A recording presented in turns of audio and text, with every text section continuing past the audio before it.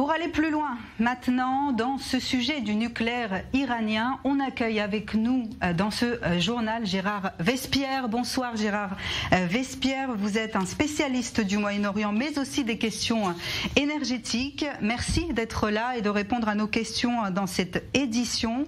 La première question que j'aimerais vous poser, ça concerne évidemment cet arrêt des pourparlers. Est-ce que pour vous, c'est le fruit des efforts d'Israël ou c'est tout simplement l'agenda électoral des États-Unis qui a mis un coup de frein à ces négociations?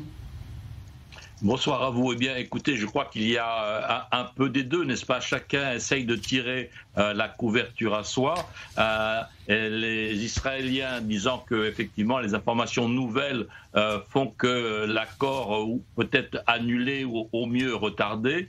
Les Iraniens demandant aux Européens d'être sérieux, les Européens critiquant l'attitude de l'Iran. Voilà, chacun y va de son argument. Mais je pense qu'au fond, il y a effectivement l'agenda que vous venez d'évoquer, qui est l'élection des mi-termes du 8 novembre, donc dans un peu moins de 2 mois maintenant, et le fait de ne pas signer pendant cette période, avant le 8 novembre, eh bien, donne l'avantage au Parti démocrate de ne pas être attaqué par son opposition républicaine, puisque actuellement on est toujours dans la situation voulue par le Parti républicain, la sortie de l'accord du JCPOA. Donc voyez-vous, chacun joue la montre, de même que les Iraniens veulent faire plaisir à leurs alliés russes, qui ne veulent pas de pétrole iranien supplémentaire sur le marché pour ne pas aller vers une baisse significative des prix. Donc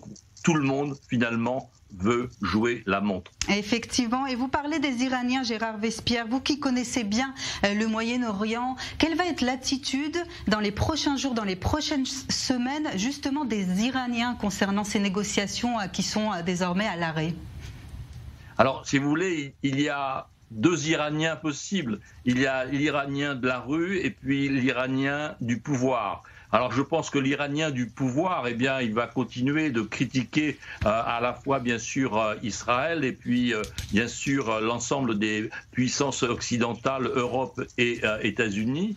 Et puis l'Iranien de la rue, eh bien lui, il va avoir à critiquer le pouvoir iranien parce que la situation économique de ce fait ne va pas s'améliorer, l'inflation va perdurer, le chômage est toujours aussi haut, donc la grogne reconnue par le pouvoir et aussi donc les avancées faites par l'opposition principale qui est donc le Conseil national de la résistance iranienne, l'action qu'elle mène sur le terrain avec des unités de résistance, eh bien tout ça va continuer à foisonner et à déséquilibrer le pouvoir.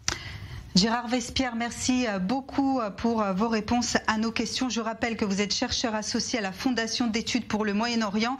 Et pour nos téléspectateurs qui veulent aller encore plus loin dans ce dossier, il y a votre site lemondedécrypté.com à consulter, un site très riche. Merci beaucoup Gérard Vespierre.